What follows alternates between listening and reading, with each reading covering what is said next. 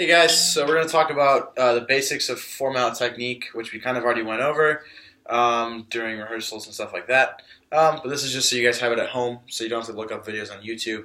I'll just have me do it rather than having you guys learn something different.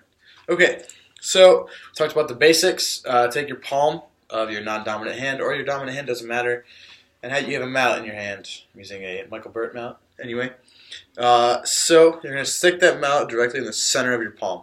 Just like this, and you can point it up, so this makes it easier so you can see that the mallet is clearly pointing up out of here, right? The next step we had was to rest that mallet on the first joint of the index finger, right? And this is the magic part. You can put it to your side without holding on at all with anything else, and it'll stay in your hand because it's touching the fatty part of your palm and it's resting on here, so it's creating a nice little balance right there. Okay? The next part is that we add our thumb to it, and that creates our T grip, as you can see right here, right? This is our T grip. It's a lowercase t right here. And the thumb doesn't push at all. There's no pressure on it. It's mainly there just for stability and to keep the mallet from falling backwards like this, right? Without the thumb there, there's nothing holding that mallet on. Okay? The biggest part of the inside mallet grip, this is the inside mallet grip, remember, is the middle finger.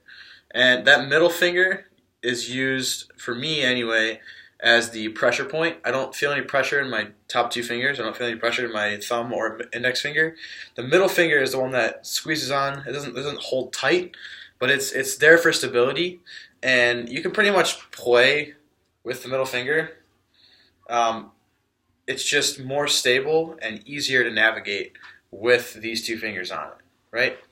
So the middle finger goes on the butt of the mallet. It doesn't go directly on the butt. It kind of goes around the mallet. As you can see, it's kind of wrapped around. It's kind of hard to see, but you can see that it's wrapped around the mallet. And you just close that on top. And that's our inside mallet. Now when you play with the inside mallet, you're going to do a rotation, and you're going to feel the pull from the middle finger, okay? Cool, so now we have our inside mallet. So let's do our outside mallet next. You can take your mallet, put it down, whatever. So we started out with the Star Trek grip, very technical term, Star Trek, right? And we take the mallet and we put it inside of that Star Trek grip, okay? Now the mallet is going to line up with these lines down here. I don't know if you guys can see them very well, but there's lines down here, okay? It's the last joint possible on your ring finger and pinky, so it lines up with that little joint going down there, right?